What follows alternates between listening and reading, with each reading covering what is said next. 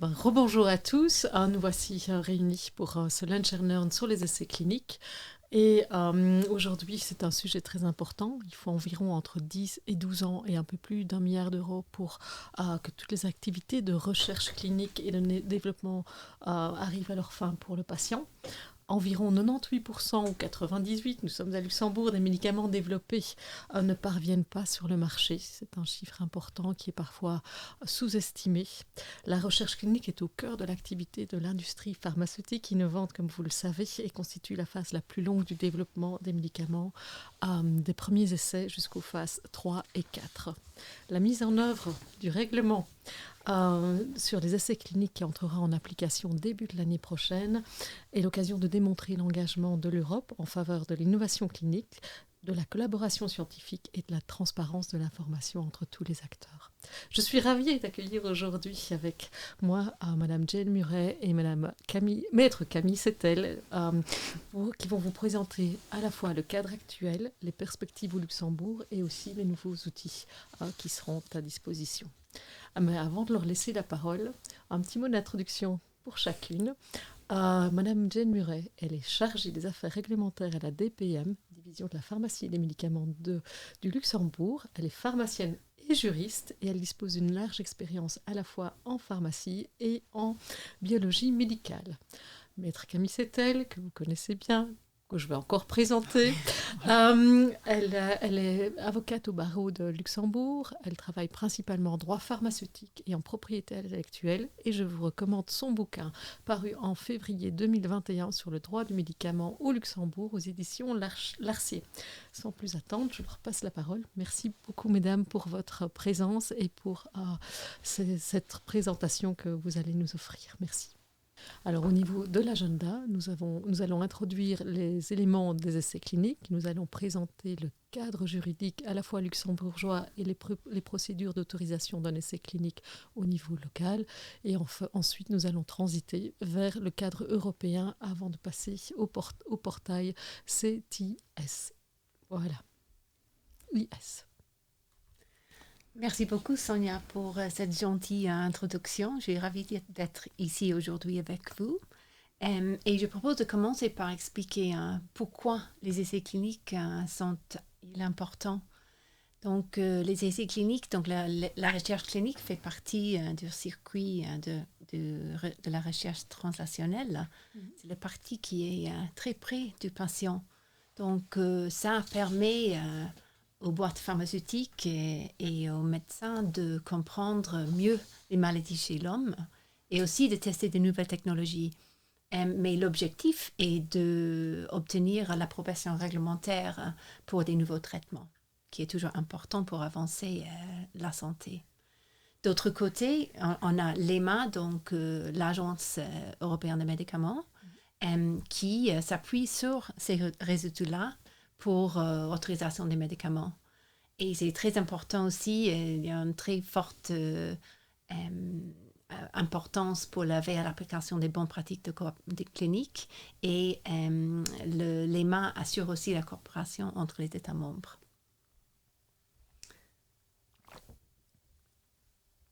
Donc, le secteur pharmaceutique, comme vous avez mentionné déjà, Sonia, la recherche et développement est très intense. Ça coûte beaucoup et c'est très important pour le développement des médicaments vis-à-vis des autres industries. C'est un processus qui est vraiment long et complexe. Ça prend de 12 à 14 années depuis le début de substance jusqu'au moment où ça se trouve sur le marché. Et il y a très peu de médicaments qui arrivent, donc depuis 10 000 de médicaments de substance qui sont côté expérimental, il n'y a que 1 ou 2 qui arrivent sur le marché. Et donc, est-ce que je peux vous interrompre par rapport à ce slide j'ai parlé de 10 à 12 ans, vous parlez de 10 à 14 ans, et puis récemment, l'actualité nous a amené tout le public à s'intéresser à ce sujet, à la recherche en particulier, avec une mise à disposition d'un vaccin dans un délai très très court. On n'est pas à 10 ou 14 ans. Comment est-ce qu'on peut expliquer ça? Oui, bien sûr. Donc, le grand public a beaucoup écouté aperçu le développement des médicaments pendant cette période.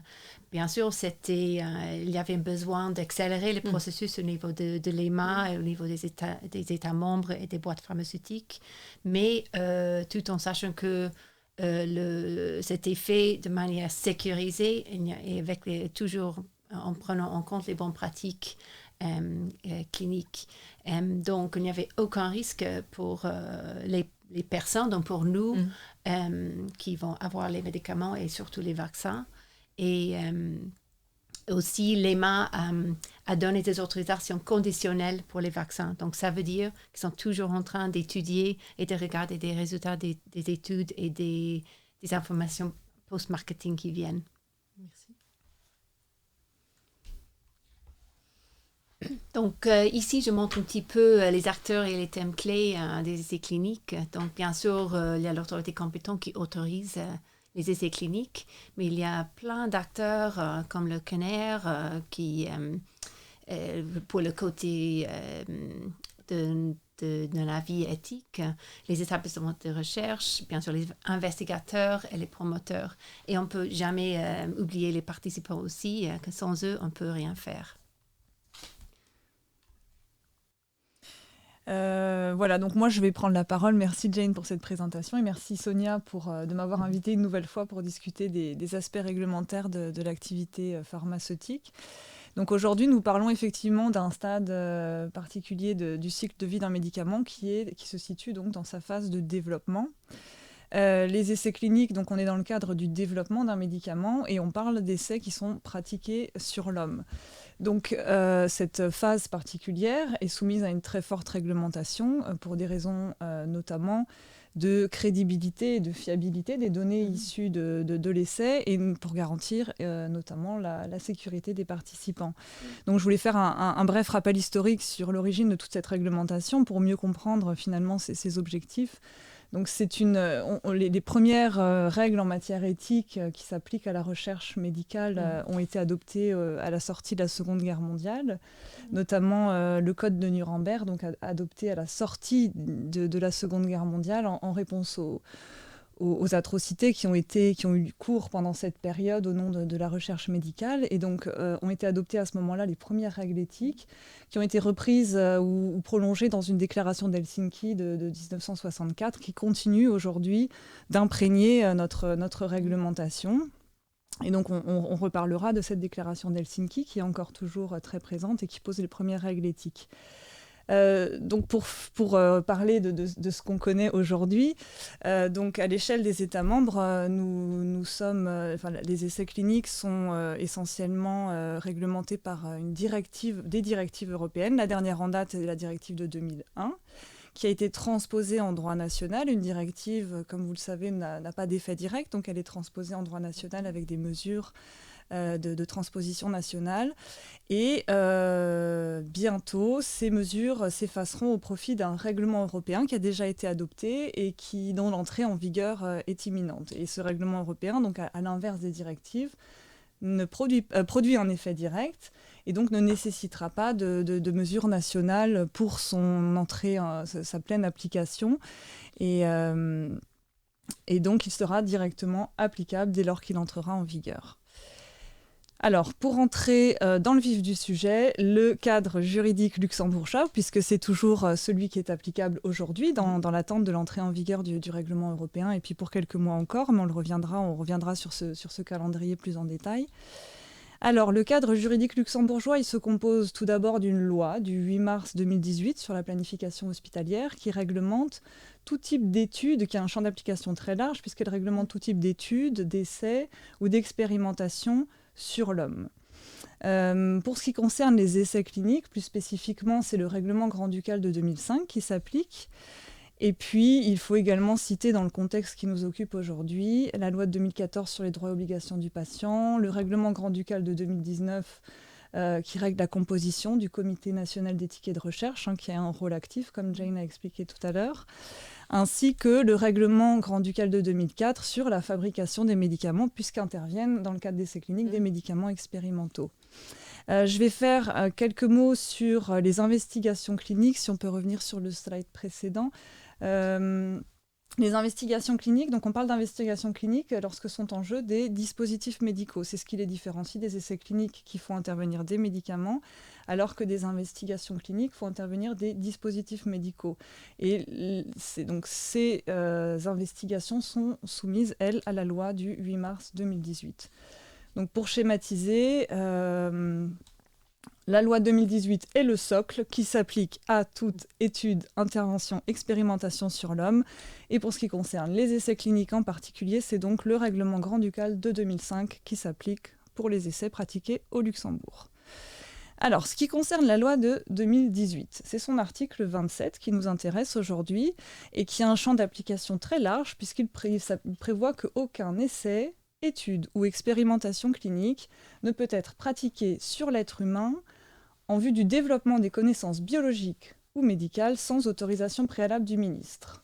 Donc dans ce contexte, le ministre demande l'avis de la direction de la santé et du Comité national d'éthique et de recherche. Donc dès lors que deux conditions sont réunies, une expérimentation, la présence d'un être humain et le développement des connaissances biologiques et médicales, on entre dans le champ d'application de la loi et une autorisation du ministre est nécessaire.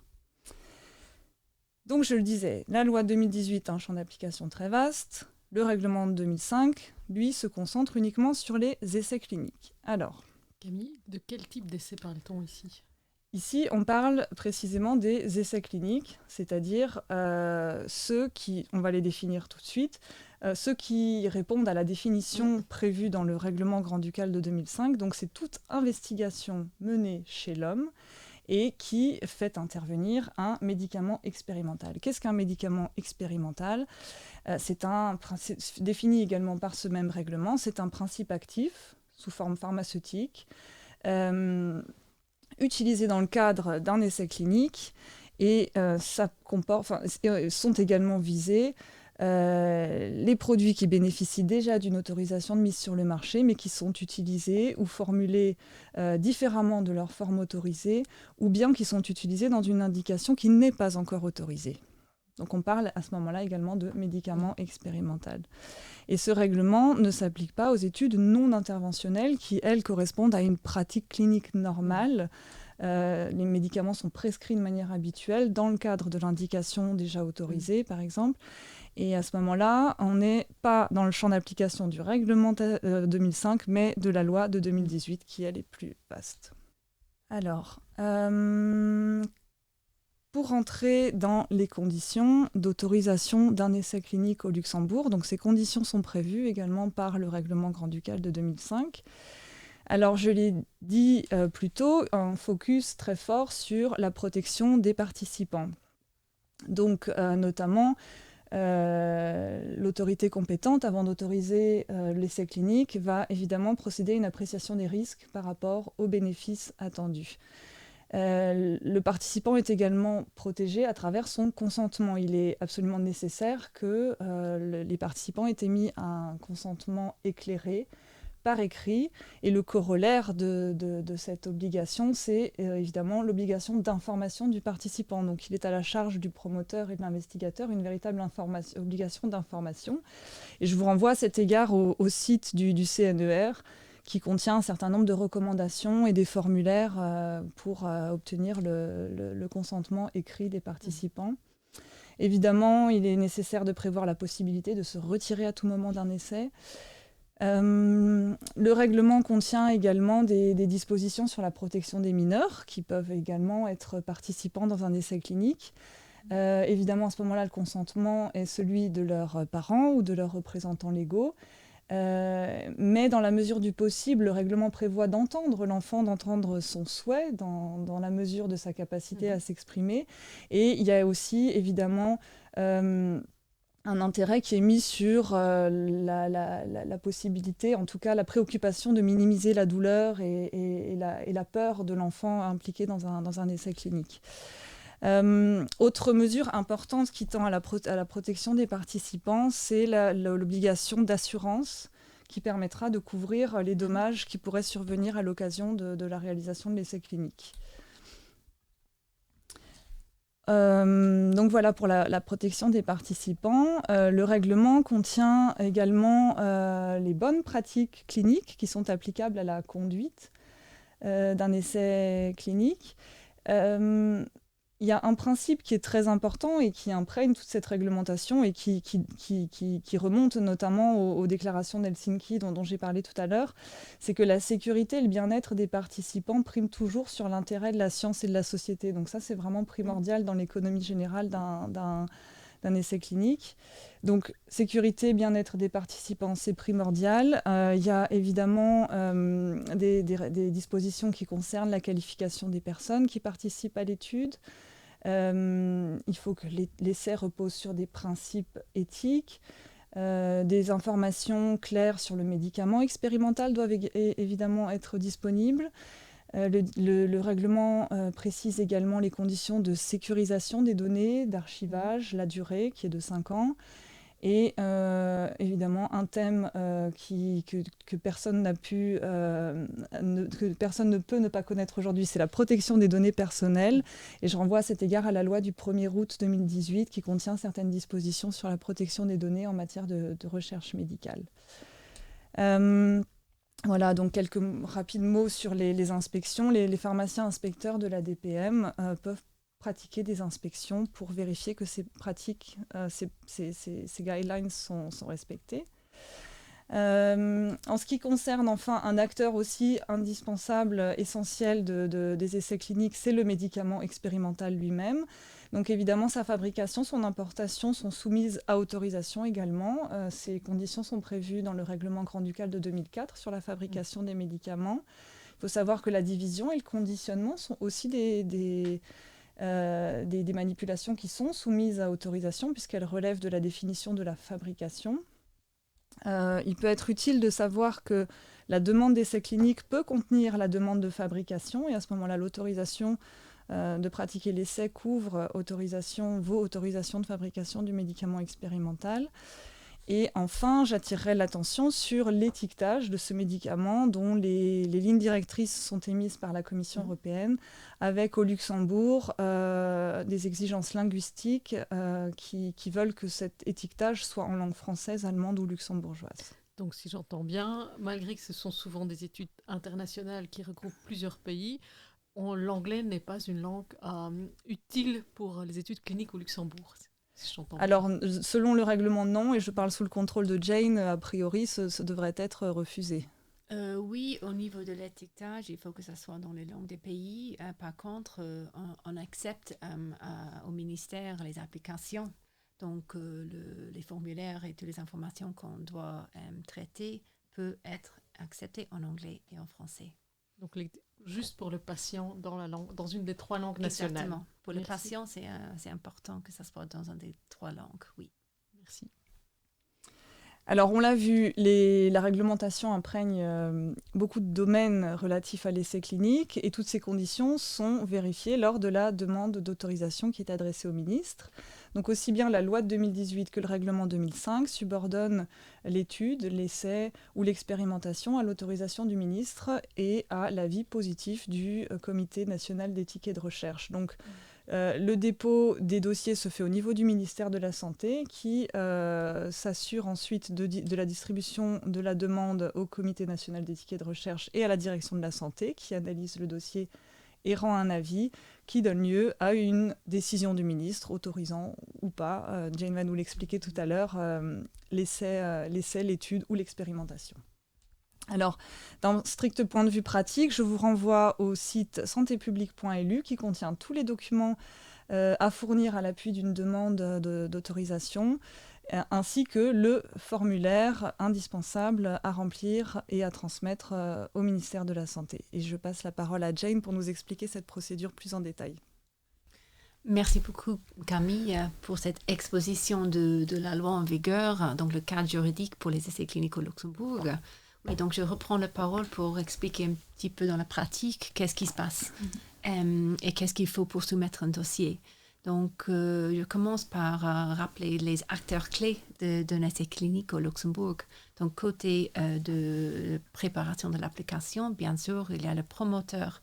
Donc, le promoteur est la personne qui finance, organise, gère les essais cliniques. Ça peut être une boîte pharma, ça peut être aussi une Contract Research Organization à laquelle le travail pourrait être sous-traité, mais aussi une institution académique aussi. Et bien sûr, le gouvernement, donc quelqu'un qui veut gérer ou financer un essai clinique. D'autre côté, on a l'investigateur. Ça, c'est la personne qui est habilitée d'être en charge de l'essai d'un point de vue médical. Donc, c'est soit un médecin qui est habilité ou un autre professionnel au Luxembourg. Mais il est responsable de tout ce qui s'agit avec le conduit dans la pratique de l'essai. Et finalement, bien sûr, les participants, donc les personnes que j'ai déjà évoquées, sans lesquelles on ne peut rien faire. D'autre côté de l'évaluation et autorisation, donc comme vous avez déjà évoqué, il y a nous, côté direction de la santé, qui sont chargés de fournir des avis, donc de faire des analyses des documents et des applications pour donner un avis qui est renvoyé au côté ministère. Et point de vue éthique qui est hautement important, comme déjà évoqué par Camille, il y a le Comité national d'éthique de la recherche qui fournit leur avis à la fois donc, que l'analyse au sein de la direction de la santé. Et finalement, c'est le ministère de la Santé qui va autoriser l'essai. Donc, sur le site internet santé.lu, vous trouvez toute la liste des documents qu'il faut soumettre pour une demande d'autorisation d'un essai clinique. Je ne vais pas parcourir tous les documents, mais je vais juste highlighter quelques-uns qui sont très importants. Bien sûr, il y a le protocole, donc le premier là que j'ai highlighté. Donc ça, c'est un des documents clés, un petit peu le Bible, le Bible d'un essai clinique. Et ça expose les objectifs, la méthode de l'essai clinique et aussi le planning et comment ça va dérouler. Donc sans ça, c'est pas possible d'avancer. Il y a aussi le brochure pour l'investigateur. Donc ça, c'est une compilation de toutes les données d'un côté préclinique, d'autre côté clinique. Mais les cliniques vont dépendre de la phase de l'essai, bien sûr, si c'est une phase 1, 2 ou 3.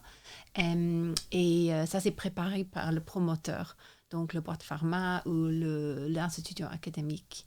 Et si c'est un médicament qui est déjà autorisé, donc qui a déjà une autorisation de mise sur le marché, le RCP, donc le notice, peut servir comme brochure pour l'investigateur. Associé avec ça, il y a le dossier de médicaments expérimental. Donc ça donne ça explique toutes les exigences du médicament vis-à-vis de la toxicologie et les effets secondaires et tous ces détails-là. Et finalement, il y a le formulaire de consentement. Donc ça, c'est un document aussi hautement important qu'il faut bien définir le document pour que ça soit bien, pour que le participant peut facilement comprendre ce qu'ils font et qui explique bien qu'est-ce qui va dérouler. Donc, je passe au diapo suivant pour expliquer un petit peu la procédure d'autorisation. Donc, c'est très dans la pratique, mais je pense que peut-être c'est intéressant pour ceux qui soumettent les autorisations pour savoir qu'est-ce qui se passe quand j'envoie toute cette grande pile de documents au ministère. Et donc, vous parlez de grande pile de documents. Est-ce que c'est des piles de documents que vous avez envie ou vous préférez les emails? C'est une question qui m'est souvent posée. Oui, ce sont des piles dématérialisées, quoi. Oui. Et comme vous allez voir plus tard, ça va être 100% dématérialisé dès qu'il y a le règlement en vigueur. Donc, oui, on essaie d'éviter de couper trop d'arbres. Oui. Okay. Dans toute procédure, si je peux. Oui, toute procédure. Oui. Préférée en français ou en anglais et par email et dématérialisée de préférence. C'est une question que vous me posez et voilà. Merci. Donc, en réception, le dossier au ministère de la Santé et donc le dossier est attribué à la fois à la direction de la santé et à un comité national d'éthique de recherche pour avis. Donc, le point de coordination à la direction, c'est chez nous, à la division pharmacie et médicaments, et c'est nous qui dispatchons les différents types d'essais ou d'études aux différentes divisions. Mais chez nous, à la DPM, donc c'est nous sommes habilités à examiner les dossiers des essais cliniques qui impliquent un médicament, bien sûr, parce qu'on a la division des médicaments. Donc là, le plus important est de regarder que les exigences légales, et on contrôle tout le contenu du dossier. Et si c'est disponible, on regarde aussi l'avis de CNER. Et l'évaluation, donc les 3 points les plus importants pour l'évaluation d'un dossier, c'est est-ce que, point de vue bénéfice-risque, que les bénéfices sont plus larges, plus importants que les risques pour la santé publique, pour les participants et en général pour le plan thérapeutique qui est envisagé. Et aussi, bien sûr, la conformité avec toutes les exigences juridiques et réglementaires qui sont en vigueur au moment où le dossier est soumis. Donc, on a un certain temps pour rédiger notre avis et à la fin, c'est soit un avis favorable, soit favorable avec réserve, qui veut dire que oui, ça va, mais vous devez modifier quelques parties où il y a certaines conditions avant que vous pourriez avancer. Soit dernièrement, si c'est non favorable. Et cet avis est renvoyé au ministère qui est mis ensemble avec l'avis concernant l'éthique. Et le ministère émet finalement l'autorisation ou pas de l'étude ou de l'essai clinique. C'est à nous aussi d'enregistrer les informations de l'essai clinique dans une base de données européenne qui s'appelle UDRA-CT, donc ça c'est UDRA Clinical Trials. Et ça, c'est la base qui existe maintenant, qui aussi va être modifiée dès qu'on aura le règlement. Oui, je explique très brièvement quelques délais réglementaires. Donc, pour le processus d'autorisation, on a 60 jours. Et ça, c'est strict. Donc, sauf pour certaines exceptions comme pour la thérapie génique, la thérapie cellulaire somatique, il y a une approbation implicite si on n'arrive pas à émettre un avis en ayant les 60 jours. Et aussi, si le promoteur soumet une demande pour une modification substantielle, on a 35 jours à répondre. Mais d'autre côté, pour le promoteur aussi, il y a des délais importants. Donc, pour la notification des SUSAR, donc ce sont les effets secondaires qui sont d'un côté importants, d'autre côté pas attendus. Ils ont juste maximum 2 semaines pour soumettre les détails à nous en tant qu'autorité compétente. Et aussi, dès qu'un essai clinique finit, le promoteur doit soumettre un rapport dans les 90 jours après que ça s'est fini. J'ai mentionné modification substantielle, donc je voulais juste expliquer un petit peu qu'est-ce que c'est. Donc ça veut dire, ça sont des modifications. Donc après avoir eu l'autorisation pour un essai clinique, si vous voulez modifier quelque chose ou changer quelque chose qui est important, donc si ils sont considérés importants, si ça a un impact sur la sécurité des participants, si la valeur scientifique change, ou si la conduite de l'essai va changer carrément, ça c'est important de nous resoumettre une demande. Donc par exemple, un nouvel investigateur ou une modification d'assurance aussi qui est très important. Donc côté non substantiel, donc il n'est pas nécessaire de resoumettre une demande. Ça c'est par exemple les changements mineurs de protocole, les changements dans l'équipe à l'hôpital, ça, c'est pas important de soumettre une demande de modification. Un autre rôle très important de la DPM, de la Direction de la Santé, est la pharmacovigilance. Donc là, les investigateurs, ils sont obligés de collecter toutes les informations concernant les événements indésirables chez les participants. Donc ça veut dire vraiment tout, donc les non graves, les attendus, ceux qui sont les effets qui sont à la fois liés ou pas liés aux médicaments, mais vis-à-vis nous, en direction de la santé, il faut juste soumettre les effets indésirables graves et inattendus. Et ils sont définis dans la brochure d'investigateur. Il y a des fois des exceptions. Donc, et ça, c'est toujours défini dans la brochure d'investigateur. Et il y a une base de données, donc une plateforme au niveau européen qui s'appelle Haute Vigilance pour ça. Et nous avons un accès à ça pour collecter toutes les données. Quelques points pratiques que vous trouvez toujours sur le site internet santé.lu sont les frais. Donc, il faut payer les redevances pour soumettre une demande d'autorisation. Ça dépend si vous êtes un établissement académique ou pharmaceutique, et aussi pour les modifications. Donc, je passe au diapo suivant pour juste vous expliquer répéter, oui, qu'on accepte les demandes en anglais et en français. On préfère les communications par email, et donc voilà les adresses mail pertinentes et les adresses mail clés pour toute communication concernant les essais cliniques aux directions de la santé. Donc, merci. Et je repasse la parole à Camille pour continuer avec la partie réglementaire. Merci Jane. Donc, comme Jane vient de l'expliquer, voilà la manière dont se déroule l'examen d'une demande au niveau du ministère de la Santé, de la direction de la Santé, même de la DPM. Et donc, il y a également un acteur qui est impliqué, c'est le CNER, qui n'a pas pu être présenté aujourd'hui avec nous, mais je vais évoquer brièvement son rôle. Donc, le CNER émet un avis également sur la demande qui évalue, qui tient compte notamment de la pertinence de l'essai clinique, de la balance bénéfice-risque, de la qualité des installations. Enfin, il y a un certain nombre d'éléments qui composent l'avis du CNER, qui sont pertinents. Et le CNER est soumis donc au même délai que la direction de la santé, c'est-à-dire un délai de 60 jours, sous les mêmes modalités, les mêmes exceptions qui ont été évoquées par Jane tout à l'heure. Et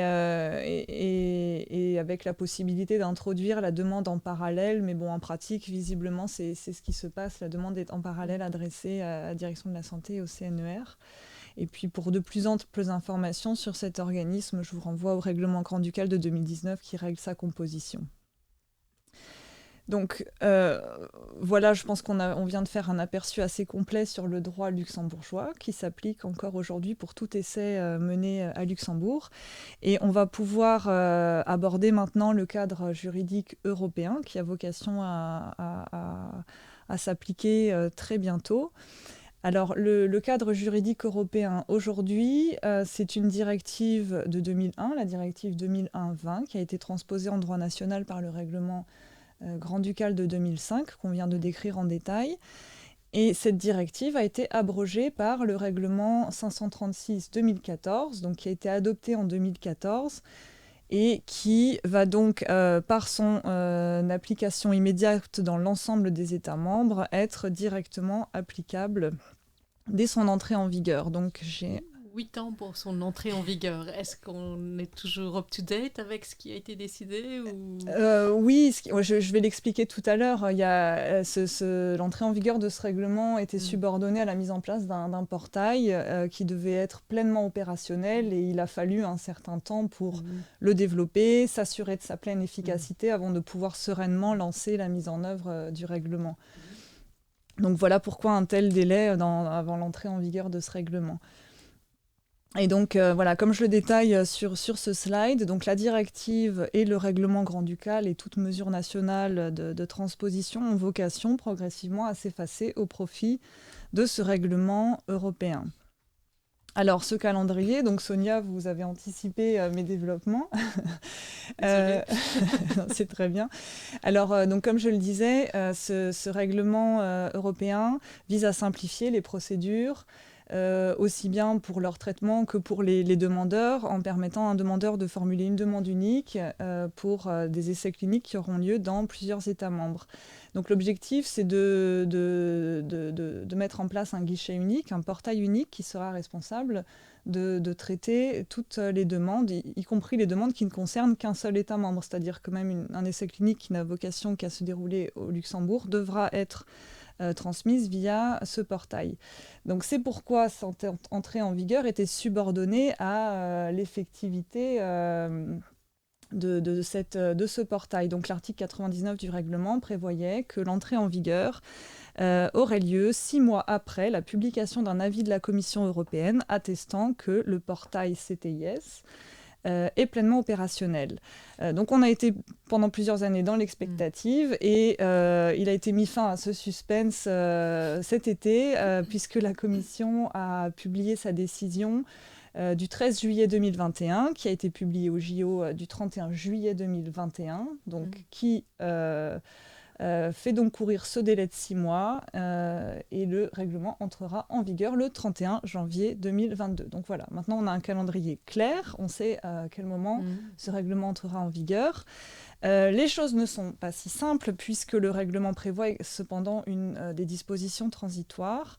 Donc toute demande déposée avant l'entrée en vigueur de ce règlement, donc avant le 31 janvier 2022, continuera de relever du régime actuel, c'est-à-dire celui des directives, enfin de la directive et des mesures nationales de transposition, et ce pendant 3 ans après l'entrée en vigueur de ce règlement.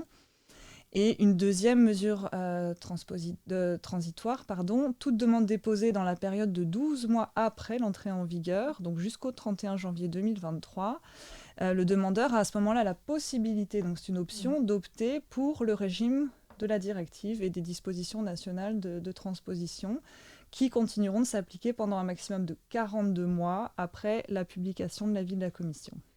Vous suivez. Voilà. Donc c'est une mécanique, d'où le slide qui illustre un petit peu les différentes, la mise en œuvre de ces différentes mesures. Donc le règlement, la phase transitoire et le règlement européen de 2014, très bientôt. Alors pour ce qui concerne son champ d'application, donc c'est un règlement qui a en premier lieu le mérite de venir clarifier la terminologie applicable en la matière en définissant ce qu'est une étude clinique. Donc une étude clinique, c'est toute investigation en rapport avec l'homme visant à s'assurer de la sécurité ou de l'efficacité d'un médicament. Donc c'est très général. Un essai clinique, c'est une catégorie particulière d'études cliniques qui remplit l'une des conditions énumérées par le règlement et qui vise en substance à sortir de la pratique clinique normale. Ce règlement introduit une nouvelle catégorie d'essais cliniques, qui est la catégorie des essais cliniques à faible niveau d'intervention. Donc ce sont des essais cliniques dont le risque est plus limité que les essais cliniques de droit commun, on va dire. Et donc c'est un essai clinique pour lequel les médicaments expérimentaux sont autorisés et utilisés en conformité avec l'AMM ou avec les données scientifiques concernant la sécurité et l'efficacité, ou bien ce sont des essais cliniques pour lesquels il existe un risque ou une contrainte supplémentaire minimale pour la sécurité des participants par rapport à la pratique clinique normale. Donc pour revenir pour revoir ça de manière plus schématique, donc nous avons désormais 3 catégories. L'étude clinique, très générale, les essais cliniques, plus spécifiques, et tout en bas de la pyramide, pyramide inversée, les essais cliniques à faible niveau d'intervention. Et donc le règlement européen recouvre ces 2 catégories d'essais cliniques.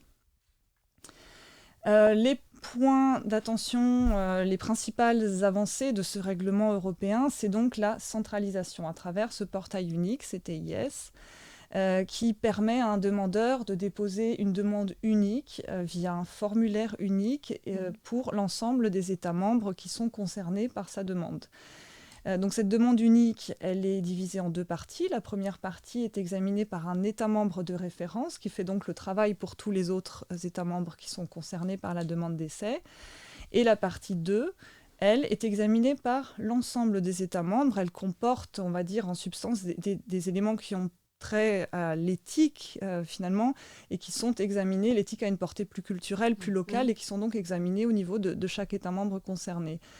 Et donc cette demande unique aboutit à une décision unique, avec la faculté pour certains États membres de refuser l'essai, notamment pour des raisons éthiques, qui donc sur une raison motivée à la lumière de la partie 2 de la demande. Autre avancée de ce règlement, c'est la simplification de certaines procédures. Donc, ce règlement a pour objectif de faciliter la réalisation d'essais cliniques dans plusieurs États membres. Pourquoi ? Parce qu'il procède du constat que l'évolution de la science nécessite de pratiquer des essais sur des populations plus ciblées de patients et donc d'élargir le spectre des participants à plusieurs États membres. Deuxième préoccupation de ce règlement, c'est la proportionnalité des exigences réglementaires en fonction du risque. Et c'est pour ça que le régime est plus souple, plus léger, on va dire, pour les études à faible niveau d'intervention. Et je vais passer la parole à Jane pour poursuivre sur ce règlement. Merci beaucoup, Camille. Pour cette description de le règlement qui va venir, que nous attendons tous et toutes avec impatience, il faut dire. Donc, oui, je vais expliquer quelques autres modifications, changements principaux qu'on attend. Donc, comme Camille a évoqué, il y a la soumission électronique unique à tous les États membres via ce portail qui est en cours de développement pour l'instant. Mais c'est accessible à toutes les autorités compétentes et aux éthiques, au comité d'éthique aussi. Il y aura aussi un accès pour les promoteurs. Oui, le dossier harmonisé est le partie 1, donc le partie 1 est le partie scientifique qui est analysé tout ensemble, suivi par le partie 2 qui est fait de manière nationale. Un aspect important est que si on parle d'un essai clinique multi-étatique, donc qui implique plusieurs États membres, il y a un État membre rapporteur qui est le coordinateur de la réponse, quoi. Donc, le promoteur peut proposer à un État membre d'être rapporteur. Il y a tout un processus pour décider qui va prendre ce rôle à la fin. Donc, on verra comment ça va dérouler dans la pratique, mais c'est un aspect intéressant et aussi de manière organisationnelle très utile pour les évaluations. Il y aura juste une seule décision par État membre concerné. Ça ne change pas grand-chose pour le Luxembourg, on fait ça déjà, mais pour les pays plus grands, ça peut changer les choses parce qu'ils doivent mener les activités de manière plus coordonnée qu'avant. Et les décisions tacites restent, donc si on n'arrive pas à faire cette décision dans les délais qui sont décrits dans la loi, il y aura une décision tacite, mais il faut dire, c'est sans compromettre la sécurité des patients et des participants qui est d'une importance très, très haute. Mais à la fois, cette décision tacite permet surtout aux petites et moyennes entreprises et au secteur académique de savoir, de rétro-planifier leurs études et leurs essais cliniques. Donc, c'est dans une certaine sécurité. Oui, donc le règlement, ça renforce la supervision des essais cliniques parce que le portail est ouvert à tout le monde, donc on peut échanger et voir qu'est-ce qui se passe partout. Et aussi, point de vue très pratique, il y a un point de contact officiel, normalement chez l'autorité compétente dans chaque État membre, qui sera visible de manière publique. Donc, c'est facile de savoir où contacter au niveau national pour les essais cliniques. Et l'archivage, c'est quelque chose qui va changer. Donc, comme Camille a évoqué, pour l'instant, c'est 5 ans qu'il faut garder. Ça va changer jusqu'à 25 ans, qui est assez long, mais seulement ça a du sens, étant donné le cycle de vie de médicaments est long. Et une chose qui est super important est la transparence. Donc, ça, c'est l'objectif de la plateforme, quoi.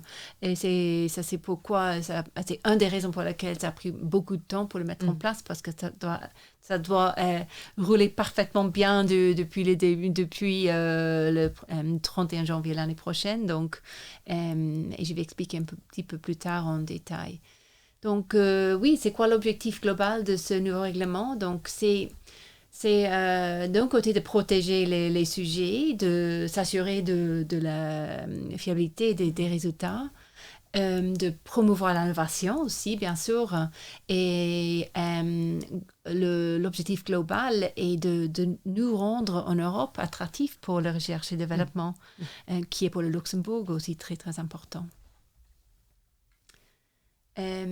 Donc, ce prochain diapo, juste qui relève du site internet de l'EMA, qui explique un petit peu le processus d'évaluation qui sera mis en place et les délais qui sont assez courts et très, très précis pour chaque phase et partie de l'évaluation. Plus court encore. Oui, c'est très court. Il faut dire, faut vraiment, je pense il va falloir être vraiment dessus. Oui.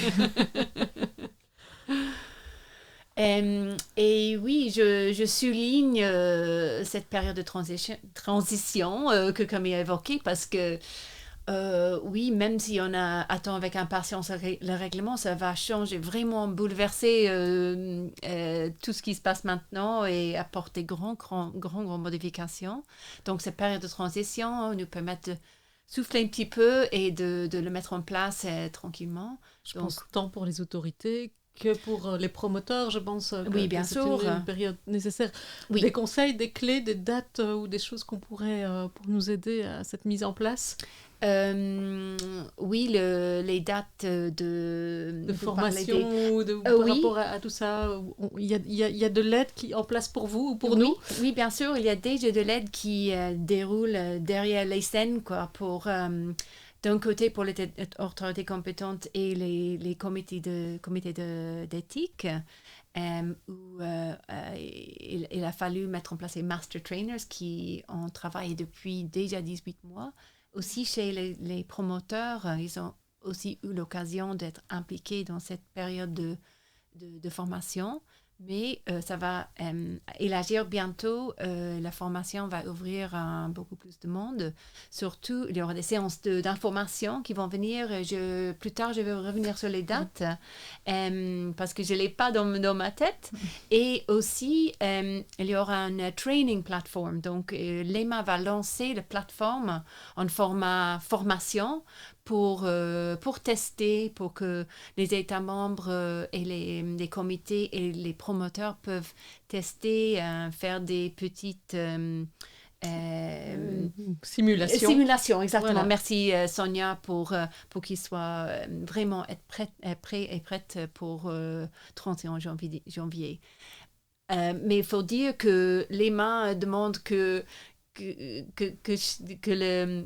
le 31 janvier, qu'il n'y ait pas tout le monde en Europe qui tout à la fois soumet leur demande parce qu'on sait bien qu'est-ce qui va se passer si on fait ça. Donc, doucement mais sûrement, on va onboarder cette phase, oui. Donc, oui, donc je me permets de passer un petit peu plus en détail sur ce portail. Qui d'un côté un portail, d'autre côté une base de données pour les essais cliniques en Europe. Donc, il s'appelle le CTIS, donc le Clinical Trials Information System. Et ça veut dire que c'est vraiment le point d'entrée unique en Europe pour les demandes des essais cliniques. Un dossier qui est 100% électronique. C'est un espace de travail qui permet la collaboration entre les États membres, qui jusqu'à maintenant n'était pas possible. Donc, ça permet d'évaluer de manière très coordonnée et équilibrée dans tous les États membres. Et donc, la base de philosophie est de rendre disponible au public la plupart des informations. Et d'autre côté, il y a le plateforme pour le user vigilance que j'ai déjà évoqué, qui va être upgradé pour être au même niveau que le plateforme CTIS. Je passe au diapo suivant, juste pour montrer, oui, il y aura, comme j'ai évoqué, il y aura des différents workspaces. Donc, d'un côté, pour les promoteurs et pour les autorités compétentes, il y a un accès illimité à tout ce qu'il faut pour faire le travail, donc pour la soumission, d'un côté pour les sponsors et aussi pour l'évaluation côté autorités compétentes. Mais il y a tout un aspect grand public qui rend accessible presque toutes les données liées aux études, aux essais cliniques, excusez-moi. Et ça, je pense que c'est une grande amélioration et un grand pas en avant de mettre le public et le patient avec ces accès. Oui, d'un côté, ils peuvent suivre ce qui se passe, mais d'autre côté, ils peuvent se porter volontaires pour les essais cliniques, que les informations ne sont pas toujours accessibles aux gens. Donc, ça permet une participation plus large qu'avant. Et aussi, nous soulage de manière côté transparence, que tout est là. Donc, sauf les données qui sont vraiment sensibles, mais tout est là. Donc, donc ce diapo suivant est aussi pris de site web de l'EMA qui, pour moi, explique très bien le rôle d'un côté de promoteur, d'autre côté d'autorités compétentes, pour comment ils vont interagir avec ce portail pour vraiment tout le cycle de vie de l'étude, de l'essai, de date de soumission jusqu'à ça finit. Donc, moi, je trouve que ça rend très clair toutes les étapes et avec un accès en continu, oui, ça permet un suivi de chaque étape de l'essai qui est très transparent et facile. Si je passe au diapo suivant, ce diapo montre que oui, il y a des parties qui sont en commun pour le parti public et professionnel. Et je souligne là sur que presque chaque donnée est accessible au grand public, sauf bien sûr les données personnelles des participants, les informations qui sont commercialement sensibles, et aussi les versions provisoires des rapports, donc que les versions finales seront disponibles sur la plateforme pour le grand public. Et je vais finir par juste souligner que il y a vraiment, que je reviens à votre question, Sonia, beaucoup d'informations et supports sur le site internet de l'EMA pour d'un côté les promoteurs, d'autre côté pour les investigateurs et pour tout le monde qui est impliqué dans les essais cliniques. Et là, ça c'est le site internet où ça se trouve et le lien aussi. Il y a aussi les handbooks et les matériels de référence pour les promoteurs. Et oui, je reviens finalement sur les séances d'information qui vont venir. Donc, de temps en temps, l'EMA publie une petite newsletter qui s'appelle CTIS Highlights, qui donne un aperçu de ce qui se passe. Donc, il y aura les 2 dates qui vont venir. Donc, la semaine prochaine, il y a un Virtual Information Day pour tout le monde. Donc, ça, c'est une demi-journée où ils vont faire... Comme on va partager cette formation après cette date, elle ne sera pas accessible aux personnes qui vont écouter notre vidéo puisqu'elle va être diffusée le 8 novembre. Donc oui, voilà, ça c'est vrai. Mais le 29 novembre, séance de rattrapage. Voilà. Pour ceux qui ont apprécié le sujet et qui veulent en savoir encore davantage. Oui, bien sûr. Oui, et aussi, comme j'ai dit, il y aura cette option de faire des tests sur le plateforme en format formation, format test pour se mettre, pour connaître un petit peu comment ça va dérouler. Et puis moi, j'en profite peut-être aussi pour vous dire que non seulement il y a cette formation, il y a ce Lunch and Learn qui est le format court des informations de l'APL, mais on va faire ensemble une session beaucoup plus longue au mois de février. Et lors de cette session, j'espère que j'aurai le plaisir d'accueillir d'autres invités, peut-être des invités complémentaires pour avoir plus de personnes autour de la table et avoir les différents points de vue. Donc au mois de février, Maître Settel, peut-être Madame Muret, et on espère avoir aussi les personnes de la recherche au Luxembourg pour poursuivre sur cette thématique. On sera dans le vif du sujet à ce moment-là et on pourra continuer ce sujet, je pense, très important pour l'industrie, mais aussi pour le patient et pour le ministère. Et le Luxembourg qui va attirer un maximum d'innovation au niveau du pays. Donc je pense que c'est un sujet important. J'étais très, très heureuse de vous avoir toutes les deux. Honorée, je peux le dire, d'avoir à la fois le ministère et Camille sur un sujet qui est aussi important et surtout pour le patient. Voilà, je vous remercie toutes les deux. Vous aviez peut-être encore quelques points à partager. Je pense qu'on a vu tout en détail. Moi, j'étais également très honorée d'être invitée une nouvelle fois. Merci beaucoup, Sonia. Merci à l'APL et très honorée de pouvoir présenter ce thème passionnant aux côtés de Jane aujourd'hui. Oui, je rejoins Camille en vous remerciant de m'avoir impliquée aujourd'hui. C'était vraiment un plaisir. J'étais ravie de participer et dans l'attente de suivre ce sujet important. Voilà, merci encore. Alors, vous allez retrouver sur les sites les coordonnées de toutes les trois. Nous sommes toutes trois accessibles et disponibles et un petit peu passionnées par le sujet. Donc, n'hésitez pas à poser vos questions. On essaiera d'y répondre. Si ce n'est seul, ce sera en équipe. Et puis, on vous retrouve pour la deuxième partie de ce Lunch and Learn où on va répondre en direct à vos questions. Merci, mesdames, et à tout de suite à vous tous. Merci. Merci.